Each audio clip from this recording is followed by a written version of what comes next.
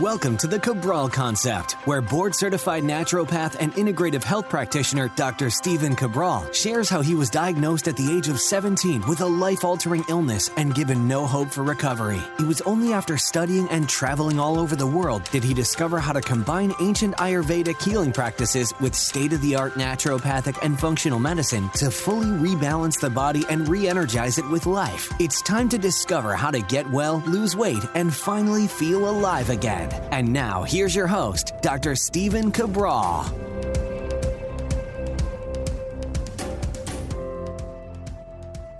Welcome back, everyone. Glad you could join me here today, episode 2231 of the Cabral Concept. All the show notes, all the takeaways, all the research citations will be at stephencabral.com/2231 if you'd like to follow along. And I'm excited to bring you today's show because I've been waiting to do this one for a while. If you've been following the show, you know that I've detailed the Mediterranean diet, the offshoot, which is called the Nordic diet, and a few of the others over the years. I've also shared with you why, and I'll continue on today's show, it is the only proven anti-cancer diet. It has over 5,000 citations and I should say studies just on PubMed alone. And it's truly been shown to be, if not the healthiest diet in the world, absolutely up there, tied with whatever has been, shared back and forth with the healthiest diet. And I don't believe that there is any diet, if you just kind of take it in its totality, that is healthier than the Mediterranean diet. Meaning that the only other diets that have been shown to be kind of close to as healthy for decreasing all-cause mortality, cancer, and other overall longevity-based factors would be offshoots of the Mediterranean diet, meaning that there are other diets that are being shown to be quite healthy as well. But as you see me walk you through this diet here today, you'll begin to understand that they're really just variations of a Mediterranean diet, maybe with like one or two other foods added. So that's really what we're talking about here today. I mean, I always tell people, that's the thing, is that I do stay open, and I also believe that diet is nuanced, meaning that what I share with you here today, some people won't be able to eat certain of those foods, at least in this moment in time, and maybe until they fix their gut, rebalance their gut. Some people need maybe a little bit more protein than others. But what we can do is we can use a framework of a diet, and that's really what we're missing right now. So that's why I don't put down any other diet. I don't try to disparage any other diet.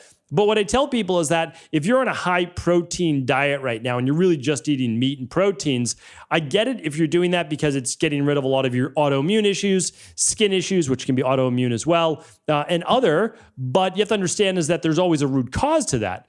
And so what you're doing is you're sacrificing long-term health and longevity, most likely for short-term relief of symptoms. And that's basically conventional medicine in a nutshell. So what I try to do is just simply help people. I don't own the Mediterranean diet. I don't own any of these foods that I'm going to share with you here today, right? I don't have any stock in any of these foods. So what I'm trying to do is simply share with people that there is an overall best human nutrition diet. There really is. And then what you can do is you can manipulate the macros a bit based on whether you gain weight more easily or lose weight more easily, and whether you're more active or not as active. And if you have more tissue breakdown, meaning you're more active, or you're more of a catabolic body type, okay, you might add a little bit more protein, but it's still within the same framework. And that's really what we need to look at, is because it's really, again, this is scientifically proven. This is really clean on what works. And so I just want to share with you just a couple stats. I've already talked about the Mediterranean diet here before. I'm going to modify it here today, which I think we can make it better. I really do. And I'll share with you why, because I know that's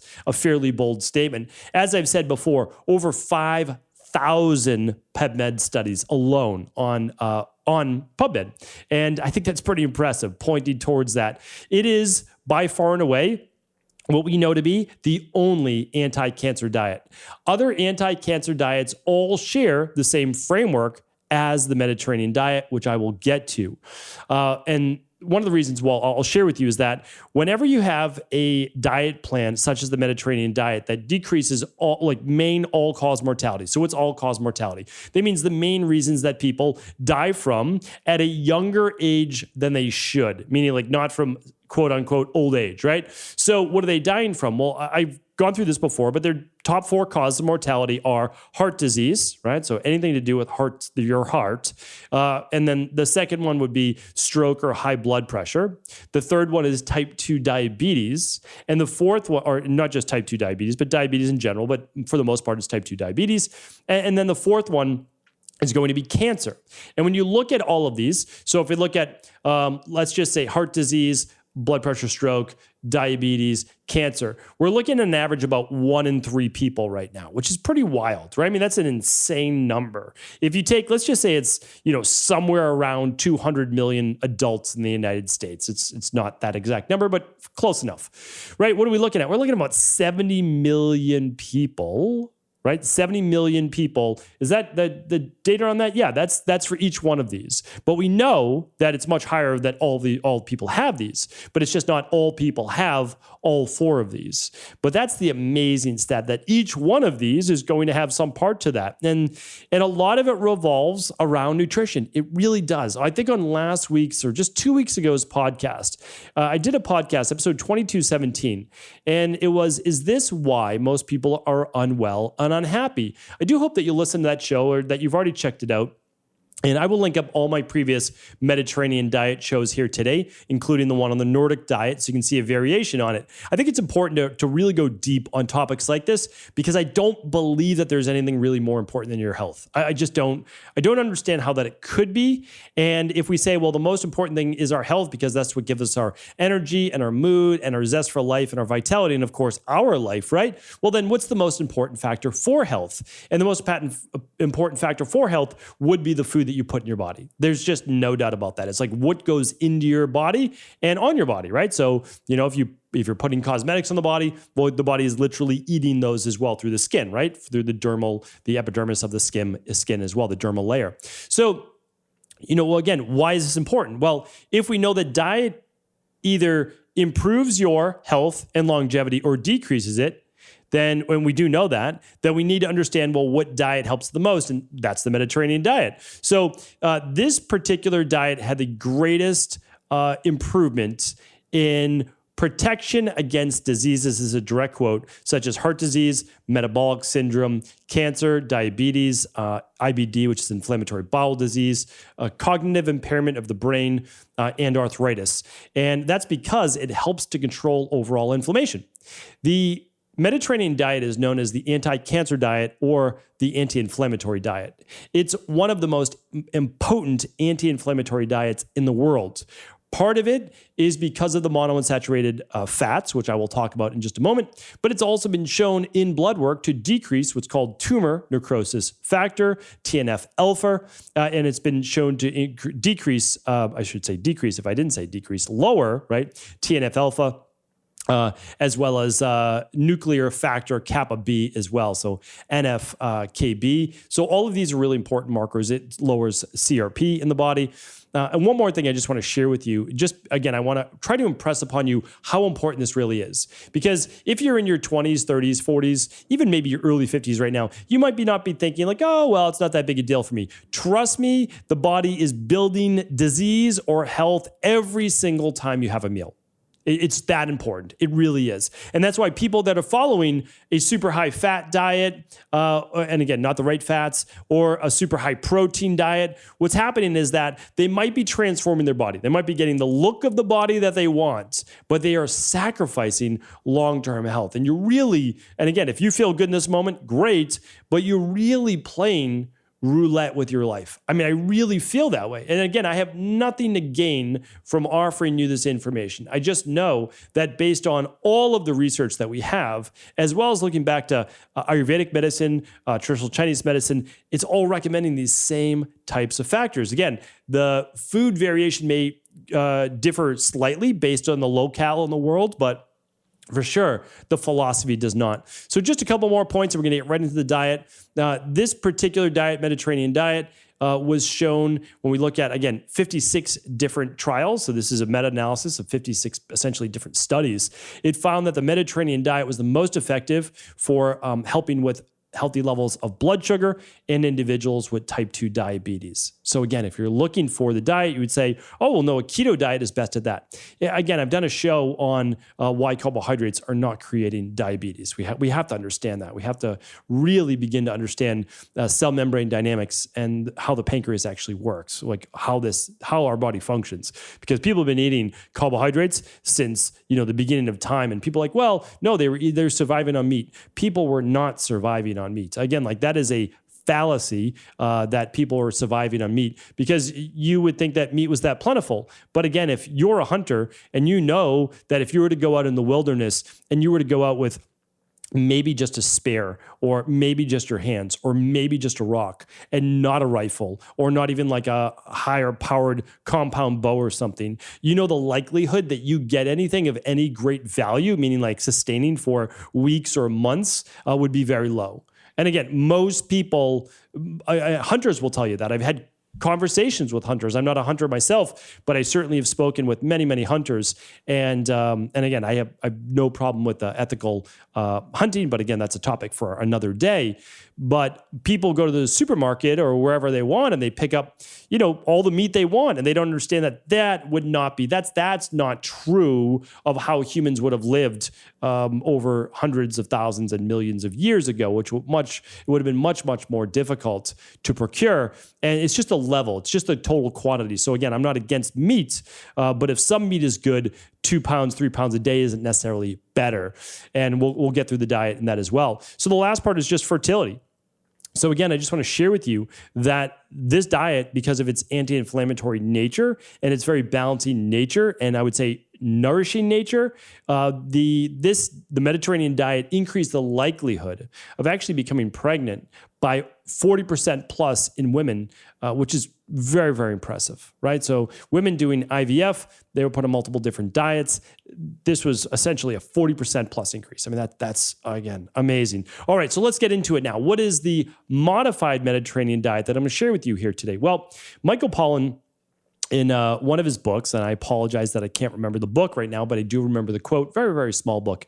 He basically had 3 steps at the end of the book. He said this, he's like, listen, we need to eat food, not too much, and mostly green. I'm pretty sure it was a quote. I apologize if it's not the exact quote, but I believe it is. Now, I would say I completely agree with Michael Pollan. I think we've gotten a little out of control with diets, and that's why I'm not big on super restrictive diets. I'm big on focusing on healthy foods. The only thing I would differ on is maybe the mostly green. I would say a rainbow, right? Mostly a rainbow is the only thing I would change with that, because overall, we need to eat food. We don't want to overeat. That's the number one thing, right? So even if we weren't eating the healthiest foods, if we were to undereat on a daily basis on not the healthiest foods, and we did an intermittent fast with that, our bodies would certainly be healthier overall. Now, again, but the thing is, it's balancing that line of not that surplus. That's essentially what we're looking at. Again, not what I'm recommending on healthy foods, because people will quote me on that, but a rainbow of colors. And the rainbow of colors, as you're going to see in the Mediterranean diet, is what gives it its anti-inflammatory and anti-cancer ability. The only thing that we know of in the world to help promote an anti-cancer environment in our body, as well as an anti-inflammatory environment in our body, are mainly fruits and vegetables. Okay, so that is brightly colored fruits and vegetables, and that is because the pigments in those are the antioxidants, the proanthocyanins. They are the different phytonutrients and phytochemicals that people call sometimes plant toxins and all these different things. We have to understand is that there are levels to this. It's nuance. We're not talking about eating unripe fruit or things like that, but we have to understand that these are the same exact things that are helping to prevent cancer. And I say that, again, because I understand that people are at different levels with their study and research and what it might go into, but also we have to go into this with an unbiased nature. If we don't, we are never going to come out ahead. So the Mediterranean diet gets its bulk of calories from high fiber foods. And again, high fiber foods, you would have never thought even a decade ago that this would set people off, but it is. And that's because they think that some people don't believe that the human microbiome is meant to get fiber, which is, again, insane when you look at how the digestive tract is built. You have to I can't get into all of this here today because I would go off on a giant tangent, and I've done seminars on this, but you wouldn't have 21 feet of small intestinal tract and about 5-6 feet of colon if it wasn't meant to get plant-based food in an omnivore-based diet. You just wouldn't. You would not have a digestive tract that long. You would have a carnivore's digestive tract, and you can look up the physiology of all these different things in nature. So just because we can eat those foods doesn't mean that we should necessarily eat those foods to such a large quantity. We don't have the level of stomach acid. We don't have the short digestive tract. We have a long, easily fermentable digestive tract, which enables us to break down higher fiber foods. And guess what? Those higher fiber foods also influence the gut microbiome and bacteria, which influences our overall immune system, our inflammation, our mind, our health, and much more. So high fiber foods, where are those coming from? Well, those are the carbohydrates, right? So they're coming from vegetables. And your vegetables, honestly, sky is the limit.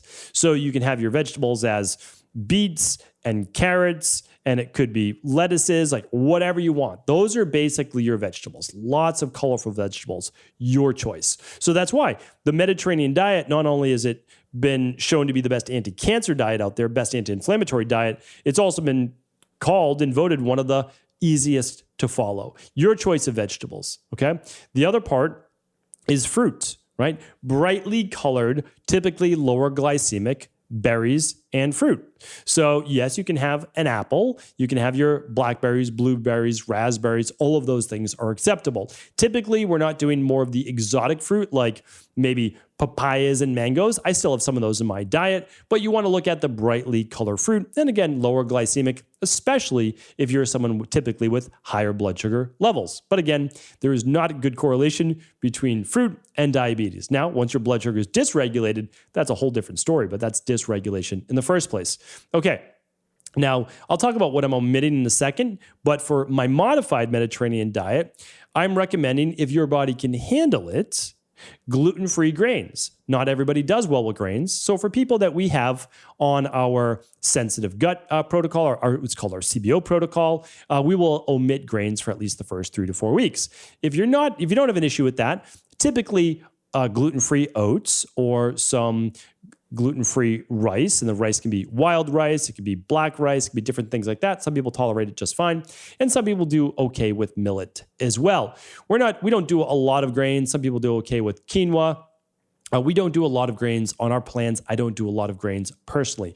I will have some rice. I will have some oats. That's typically what I have in my diet if I have some grains. Those, again, have been proven to help with cholesterol, blood pressure, etc. And of course, I'm talking about oxidized cholesterol. Now, so if you're not eating grains, what might you be having for starches if you're someone that wants to add some more starch because you're more active or you lose weight more easily, etc.? Well, in this case, you may decide to do some of the things that I choose to do, which is cassava or yucca, or Japanese yams, or Okinawan purple potatoes, things like that are absolutely fantastic. So all of those can be great starches and fuel for your body should you need it. Now, the nice thing is, a lot of those, especially like the Japanese yams or the purple potatoes, are, again, much higher in antioxidants and also anti-inflammatory in nature as well. So those are our carbohydrates. You'll notice that we are omitting the breads and pastas that a lot of people think are famous in the Mediterranean diet. Again, I think the Mediterranean diet can be okay with those, but I don't think it's healthier because of those, which is why I'm recommending healthier starches instead. Now, what about fats? Carbs make up the predominance, but what about fats? Well, we want to look at olives and avocados. Those are the two main ones, okay? Olives and avocados.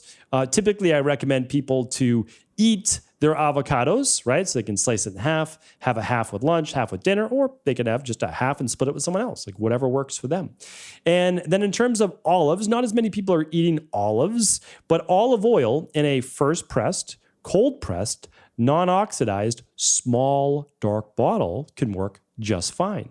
And that's been shown over and over to have a very powerful anti-inflammatory and anti-cancer effect on the body.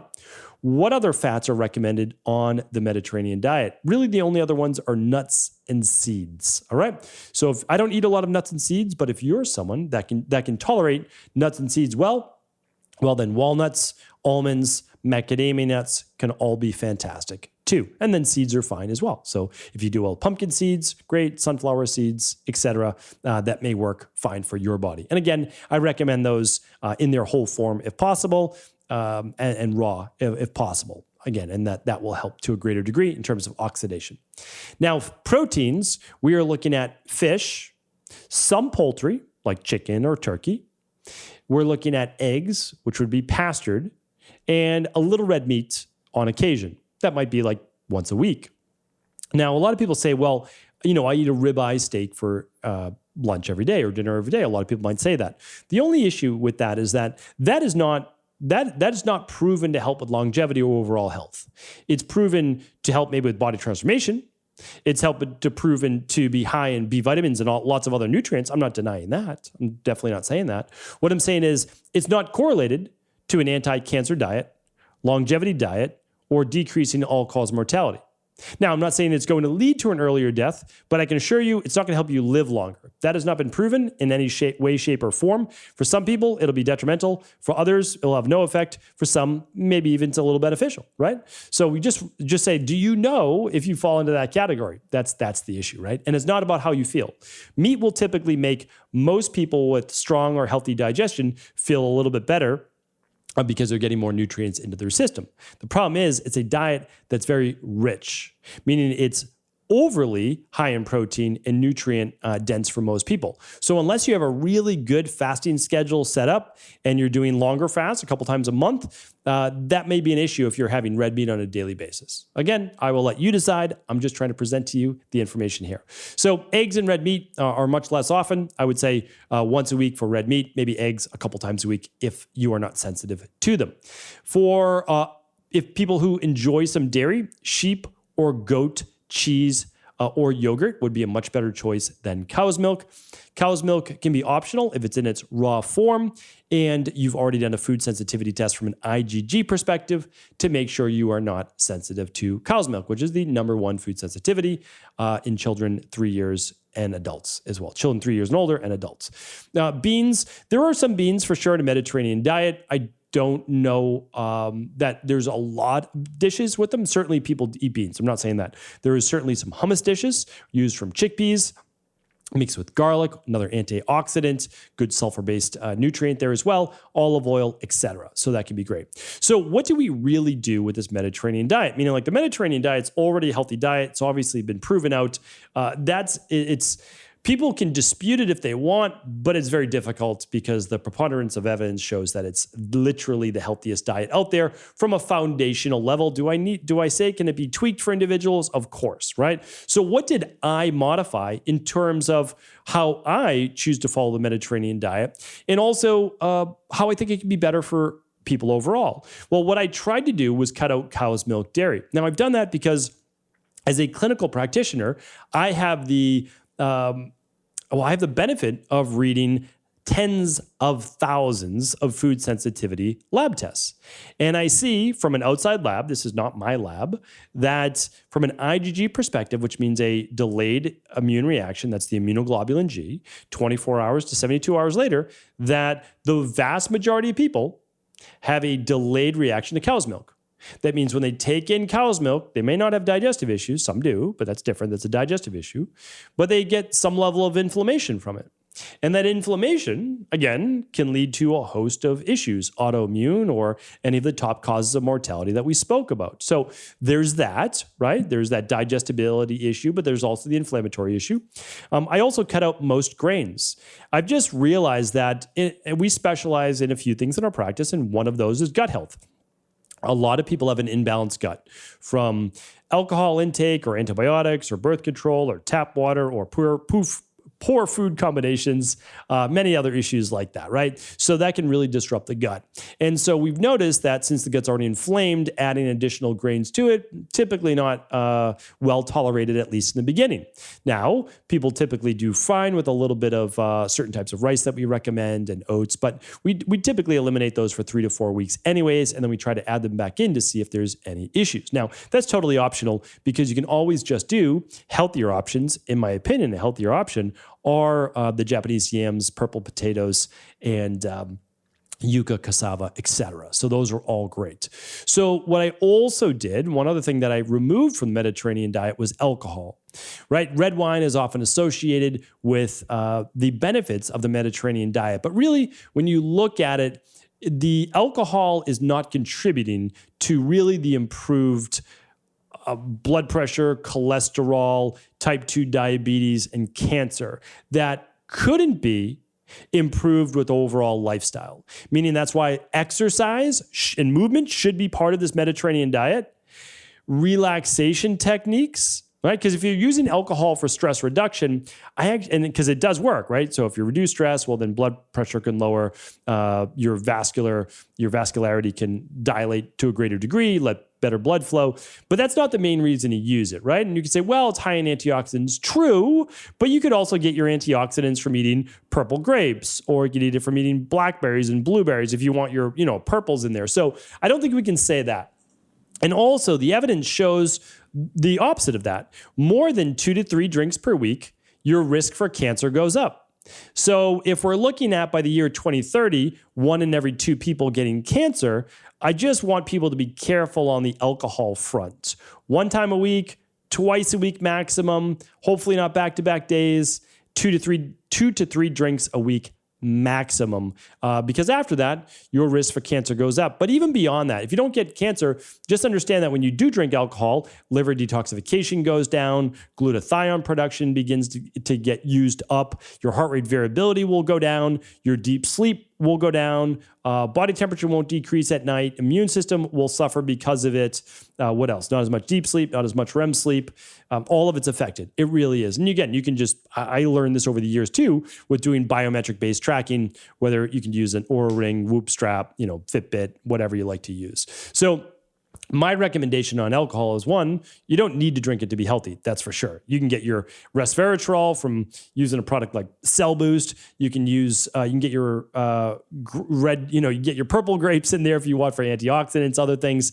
But really, alcohol in a Mediterranean diet, I think a lot of it gets its main benefit from relaxation. And that is enjoying a great meal with friends, with family, with community. So if you're having a glass of alcohol, you may want to do that with friends, family, community once a week or maybe every other week or so. And that might be a fine way to do it. And that's typically how I consume alcohol when I do, is not even what you would call moderation, right? Because who knows what moderation is from one individual to another. But a drink, 2 maximum, once or twice a month, maybe. Again, I know people will drink more than that, so maybe once a week if you can do it. If you're drinking 5 times a week now, try to take it down to 2, and that'll be a tremendous benefit. Plus, just make sure you're hydrating your body as well, right? So half your body weight in ounces of water per day. Of course, everything's nuanced. That'll go up if you sweat more, if you have higher blood pressure. If you have lower blood pressure, you don't sweat as much. You may or may not drink as much, right? So all of this works. Again, all of this works so much better too if you're moving your body 10,000 steps a day, or at least 7,000. That's been shown, working out a few times a week. And this really is. This is the simple secret that pretty much everyone wants to overlook, because in the end of the day, it's not that exciting, right? It's not that sexy of a diet. It's already been talked about. But that's the thing. I like things that are pretty straightforward, that are fundamentally simple, a little bit boring, and actually easy to follow on a daily basis. I think a lot of the times we try different diets, we try different plans, and whatever the latest and new thing is, because we're looking to spice things up. And I get it. I just don't know that our diet should be what we're looking to vary all that much. So my highest recommendation is you rebalance your digestive system so that you can actually eat fruits and vegetables. Again, that you work on your cell membrane dynamics so that fruits and vegetables and some starches don't overly exaggerate your blood sugar, and that you begin to move your body so that you're able to utilize these good, healthy healthy macronutrients, proteins, fats, and carbs, that you don't overdo your protein. I will link up a podcast as well as the mounting evidence against meat. Again, it's not against meat, it's against too much meat, right? And how there is a lot of evidence actually that shows that it's not meat, but sometimes it's the quantity over a course of years that actually can lead to cancer from the increase in certain hormones. But we'll save that show for another day. So a longer show today. Typically, I try to keep it a little bit more concise, but this is it. Honestly, this is the most powerful anti-cancer and the most powerful anti-inflammatory diet plan in the world. I truly believe that you can manipulate it to suit your needs as best as you'd like, but this truly is the foundation. So hopefully this was helpful. Always feel free to share the show with anyone you believe could serve. Take care, everyone. I want to sincerely thank you for your support of this podcast. I couldn't do it without you, and I mean that. I truly do. I also want to make sure you knew that we now have multiple ways for you to find your answers to the most difficult health, wellness, weight loss, and anti-aging questions. You can find podcast-specific topics like thyroid, adrenal, hormones, sleep, digestion, Ayurveda, and many more at stevencabral.com/podcasts that will then link you to your favorite Apple, Spotify, and other podcast players. Plus, all new podcasts and weekly exclusive video content is being added to our YouTube channel at youtube.com/Stephen Cabral. And that's Stephen with a PH. Head on over and subscribe so that you don't miss any of the exclusive content.